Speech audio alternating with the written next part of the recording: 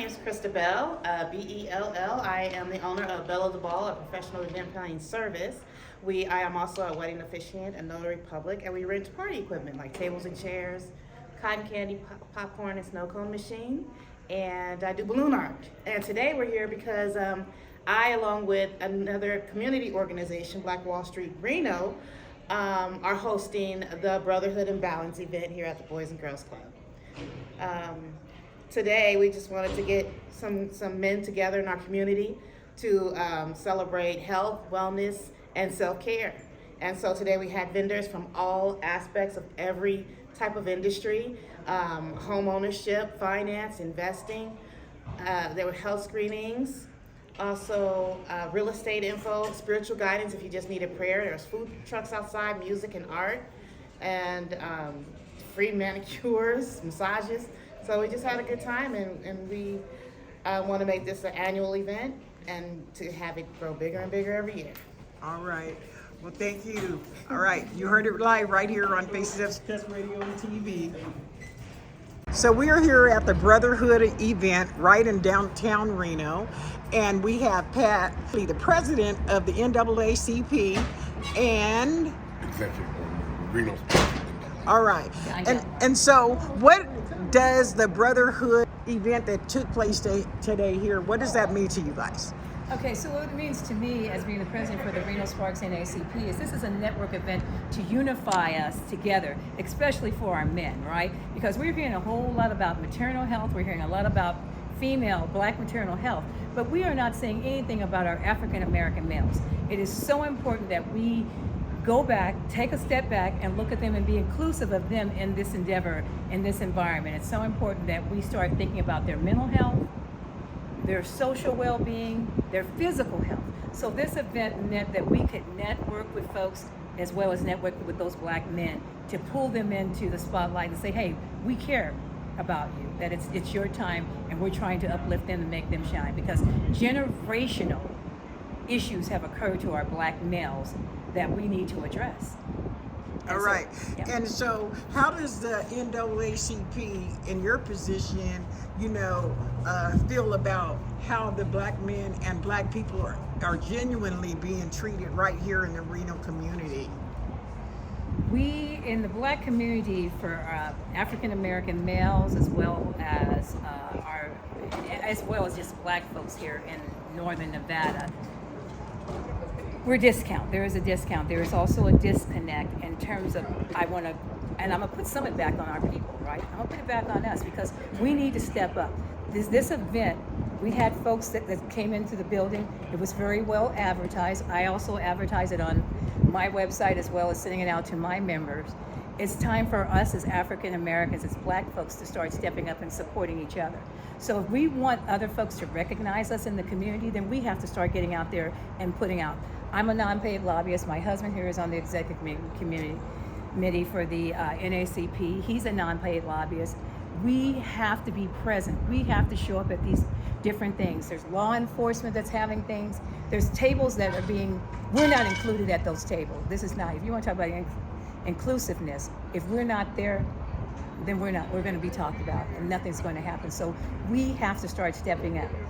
As I said, this today was, I'm gonna call black folks out in northern Nevada.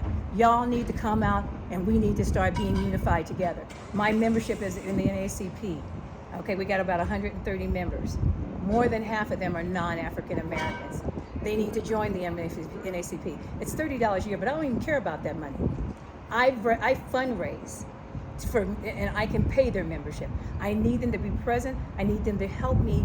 Let's be proactive, not reactive. And when I say that, that means don't call me when something happens. Let's attack this stuff before it even occurs. Because folks don't even realize what I'm doing, what we're doing, and I won't just say what the Reno Sparks NAACP is doing behind closed doors in terms of trying to make northern Nevada better for our black people.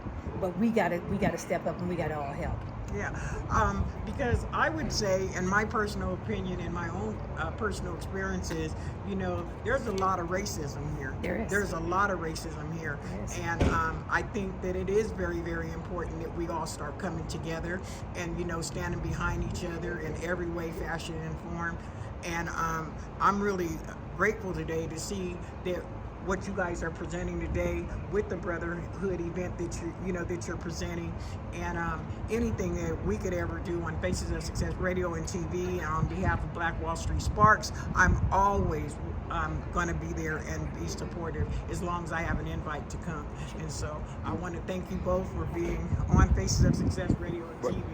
All right. You know that the state is called the Mississippi of the West, and Reno is run every Negro out, and they don't use the word Negro. So if you know that, you know this place is very racist. It has a basis in racism, and so we're used to it, and we know that you have to be out in front of it. You have to be, like she said, my wife Patricia said, proactive. Right. And this is a very racist place. It is. I'm from Southern California, and we're behind. And I think part of it is this: it's just not enough of us. But even with that being said, we can, if we all come together, we can make a difference in terms of We can make enough. Yeah, exactly. Make enough, Yeah. and that, even if it's me, you, whatever. Yes. So we have to get in front of it. It's just interesting. We're just not in key places a lot of times, and we just got to be at those tables. We've got to change the way. Right now, with the current presidents or current thing that's happening, it's okay to be racist. He's racist. He's all the time racist. We got to change that perspective. We got to make it say, no, it's not okay. It is not okay for you to dislike somebody, or put them down, or put a gun in their face, or call them a name because of what they look like. So that's what we're trying to change. We want to change that, and that's why it takes more than just us. That's the reason why we have folks that don't look like that, or that are members, because they're out there and they're fighting for our rights as well. And that's what the NAACP is about. 116 years ago, it was started by a white person because of lynchings. We can do the same thing here. Right. And I'm not racist, but I don't like being treated by a racist, being disrespected by a racist. You know what I mean?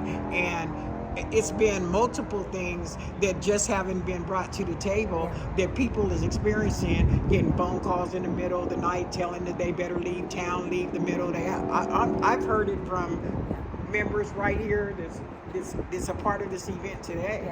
In fact, I even been a victim of it.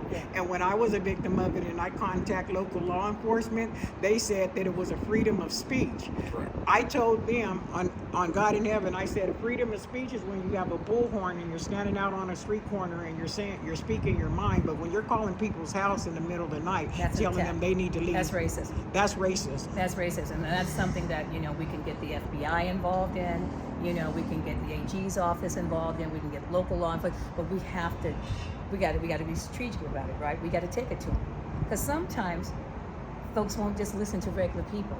Then you come in there and you say, "Hey, NAACP says we're aware of something that's occurring in this community, and we're not happy about it. What are we going to do to fix this?" Okay, because you're absolutely right.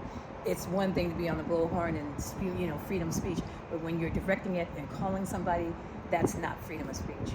That's an attack. Well, thank you both. Okay, my name is Owain, and it's nice to see young entrepreneurs and young business persons. So I got some coffee, some energy shots, got some beard oil, and I got $1 million. All right. Okay. Well, thank you. Thank you. Hi, my name is Davis, and I'm with Chaotic Art. I do abstract pop art, like colors and layers and stuff that make people look at it and think. Being here today, I like the flow and how people came together and support each other, and I think that's one thing that we need for local ones to support artists and anybody that has small businesses and things like that. I'm on Instagram under Chaotic Art 775. Oh, and I also wanted to point out this piece right here. People that were around, they signed it, and I'm hoping to do a silent auction during the week, and I'd like to get the proceeds back to Black Wall Street. So hopefully we get a good turnout for that. All right. How you doing? My name is Jeremiah, and I got in the coffee business 2 months ago. We just dropped this new coffee. It's called Alive. The flavor is cappuccino, and the good part about the coffee, one of the main things is non-GMO, non-dairy, soy-free, nut-free, gluten-free, and it has things like 9 superfoods involved, camellia oil, pomegranate, and y'all should come down and try this Alive coffee. It's very flavorful. There's different prices, but the most part, your creamer is coming from the coconut oil. It's a non-dairy. It's a 100% Arabic coffee. The flavor is going to be pomegranate. Like I said, and we're also going to be rolling out with the matcha coffee, the matcha as well, and black coffee as well too. So if you like, you can follow us. Where's our link here?